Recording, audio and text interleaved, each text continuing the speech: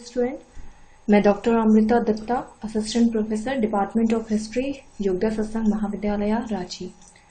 आज के इस वीडियो में मैं आपको विजयनगर साम्राज्य के इतिहास के बारे में कुछ जानकारी दूंगी। विजयनगर साम्राज्य के इतिहास को मैंने दो भागों में डिवाइड किया है। इसका ये पहला भाग है। पहले तो हम ये जानेंगे कि विजयनगर साम्राज्य की स्थापना कैसे हुई। दक्षिण भारत में 14वीं से 15वीं शताब्दी में अनेक स्वतंत्र राज्यों का उदय हुआ। इनमें सबसे अधिक शक्तिशाली बहमनी और विजयनगर के राज्य थे।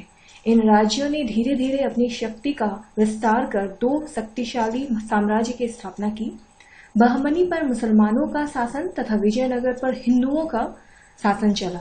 दक्षिण भारत का सबसे प्रभावशाली राज्य विजयनगर था। इस राज्य की स्थापना मोहम्मद बिन तुगलक के समय हुई।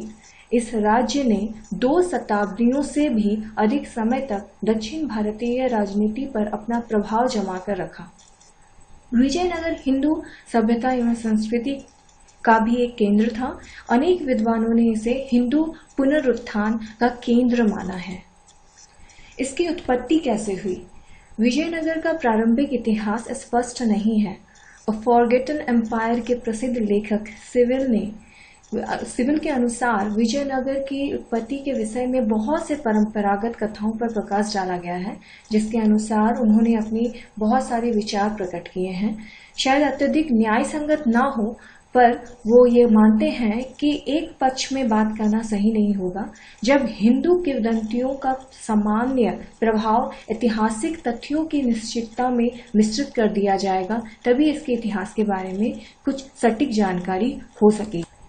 जिसके अनुसार संगम के 5 पुत्रों ने, जिनमें से 2 का नाम हरिहर और बुक्का था, तुंगभद्रा नदी के दक्षिणी तट पर आनागोंडी दुर्ग के सामने विजयनगर की नींव डाली थी। संगम के पुत्रों की इस आवश्यकता को प्रेरणा देने का उत्तरदायित्व उस समय के 2 महान विद्वान शायन व माधव विद्यारण्य पर था। यह बताया जाता है कि मरप्पा के एक अभिलेख के अनुसार ईश्वर ने राजश्री घराने में संगम को जन्म दिया, जिससे वह पाप से घिरे संसार में धर्म की सेवा कर सके। यह बात अधिक निश्चितता से कही जा सकती है कि विजयनगर का साम्राज्य संगम के 2 पुत्रों हरिहर और बुक्का ने स्थापित किया। उन्होंने उत्तर की ओर से आने वाले आक्रमणकारियों के विरुद्ध अपने विरोध का संगठन किया और लगभग 3 शताब्दियों तक वे ऐसा करने में सफल रहे। विजयनगर के इतिहास के राजनीतिक कारण क्या थी? मोहम्मद बिन तुगलक के राज्यकाल में फैली अव्यवस्था का लाभ उठाकर 2 भाइयों हरिहर और बुक्का ने इस राज्य की स्थापना की और साथ में दोनों भाई होयसल काकटियों के यहाँ नौकरी भी करते थे या फिर होयसलों के अधीनस्थ सामंत थे। उनके पिता का नाम संगम था। कामपिल पर जब मोहम्मद बिन तुगलक ने आक्रमण किया, तब वो इन दोनों भाइयों को अपने साथ दिल्ली ले गए। मोहम्मद बिन तुगलक के विश्वास पात्र बन गए। अतः दूसरी बार जब काम्पिल में पुनः विद्रोह हो गया, तब अपनी सेना के साथ मोहम्मद बिन तुगलक ने इन्हें भी काम्पिल भेजा। विद्रोह का दमन करने के पश्चात संत विद्यारण्य के प्रभाव में आकर उन लोगों ने विजयनगर के स्वतंत्र राज्य की नींव डाली। उनके वंश का नामकरण उनके पिता संगम के नाम पर हुआ।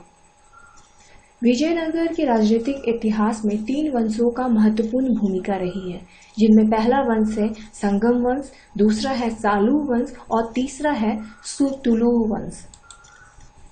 संगम वंश में हरिहर की विशेष भूमिका रही है। विजयनगर राज्य और संगम वंश का प्रथम शासक हरिहर था। विजयनगर की स्थापना हरिहर ने की। वह एक पराक्रमी शासक था। उसने अनेक युद्धों में विजय प्राप्त की तथा विजयनगर राज्य की स्थिति सुदृढ़ की। संपूर्ण होयसल राज्य पर हरिहर ने अधिकार कर लिया। यद्यपि हरिहर को परास्त कर बहमनी वंश के सुल्तान अलाउद्दीन हसन बहमन शाह ने रायचूर के दुर्ग पर अधिकार कर लिया। यद्यपि हरिहर ने मथुरा के शासक को युद्ध में पराजित कर लिया। उसने नवोदित राज्य की सीमा का विस्तार करने के अतिरिक्त आंतरिक स्थिति भी व्यवस्थित कर ली। इसके बाद के शासक थे बुक्का प्रथम। बुक्का प्रथम ने 1353 ईस्वी से 1373 ईस्वी तक राज्य किया। उसने विजयनगर के शहर का निर्माण पूरा कराया और अपना साम्राज्य भी बढ़ाया।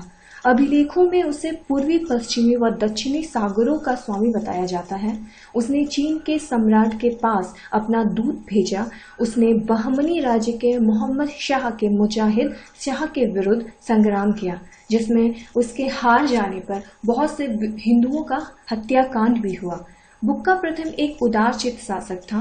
एक बार उसने जैनियों तथा भ्रष्ट लोगों के बीच समन्वय स्थापित कराया, क्योंकि उसने इन्हें इस प्रकार उपासना करने का परामर्श दिया जिसमें वे दोनों को स्वतंत्रता के साथ अपने रीति रिवाज को प्रयोग कर सके।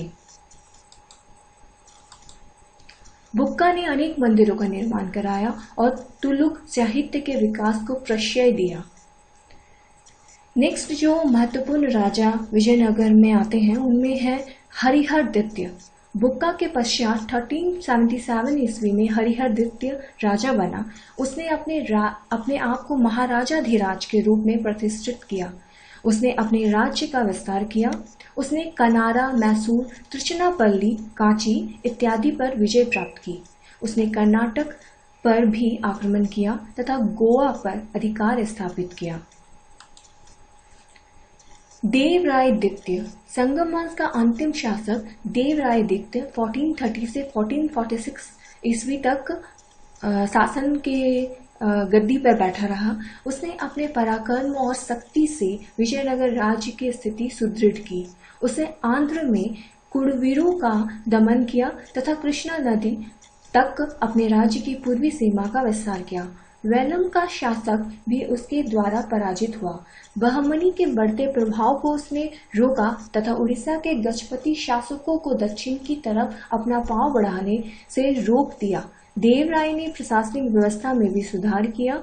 उसके समय में राज्य के आर्थिक एवं सांस्कृतिक समृद्धि बढ़ी। उसी के समय में भारत का राजदूत अब्दुल रज्जाक विजयनगर आया तथा उसने देवराय एवं विजयनगर की प्रशंसा की। देवराय की मृत्यु के साथ ही संगम वंश का पतन आरंभ हो गया।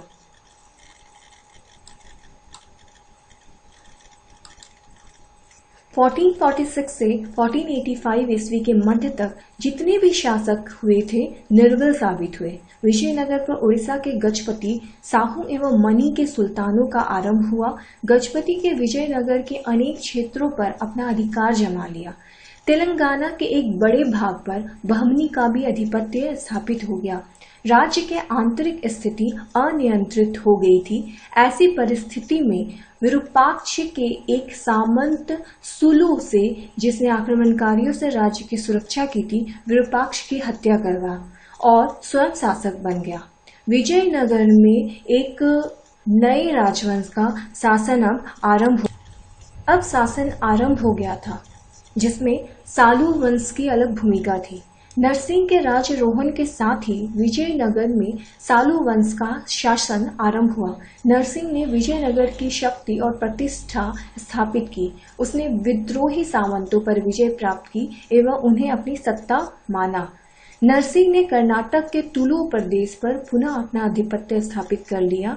उसने अपने प्रयासों से राज्य का विघटन रोक दिया। नरसिंह के बाद 1490 ईस्वी में इमाडी नरसिंह राजा बना। यह वंश का अंतिम शासक था। राजा बनते समय उसकी आयु बहुत छोटी थी। उसका संरक्षण नरसिंह का सेनापति नायक बना। धीरे धीरे उसने राज्य की सारी शक्ति अपने ही हाथों में केंद्रित कर ली। उसने बीजापुर, बीदर और मथुरा के शासकों के साथ सफलतापूर्वक युद्ध किया। सालू वंश की जगह अब तुलु वंश का शासन आरंभ हुआ। तुलु वंश की स्थापना वीर नरसिंह ने की, तथापि उसकी स्थिति अत्यंत कमजोर थी। वह सिर्फ 4 वर्षों तक ही गद्दी पर रहा। नरसिंह 1490 ईस्वी में इमाडी नरसिंह राजा बना। वह वंश का अंतिम शासक था। राजा बनते समय उसकी आयु बहुत छोटी थी। पता नहीं चला उसका संरक्षण नरसिंह का सेनापति नाचता नायक बना। धीरे धीरे उसने अपने राज्य की सारी शक्ति अपने ही हाथों में केंद्रित कर ली।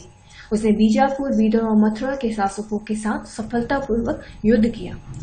1505 ईस्वी में नास्ता नायक के पुत्र वीर नसीम ए राजा इमादी नरसिंह की हत्या करवाकर स्वयं सत्ता हथिया ली। सालू वंश की जगह अब तुलु वंश का शासन आरंभ हो गया। उसका सारा समय विद्रोह को रोकने और आक्रमणों से जूझने में ही व्यतीत हुआ। 1509 ईस्वी में उसकी मृत्यु के पश्चात विजयनगर सेनानायक, प्रशासक तथा कला कौशल, धन, शिक्षा एवं साहित्य का संरक्षक बन गया। इसके समय में विजयनगर राज्य की चतुर्दिक विकास हुई। जिस समय वह गद्दी पर बैठा उस समय उसके समक्ष अनेक समस्याएं थी। बीजापुर का सुल्तान एवं उड़ीसा का राजा विजयनगर को हड़पने की योजना बना रहे थे। सामंत विद्रोह पर आमादा थी एवं पश्चिमी तट पर पुर्तगाली अपना प्रभाव बढ़ा रहे थे।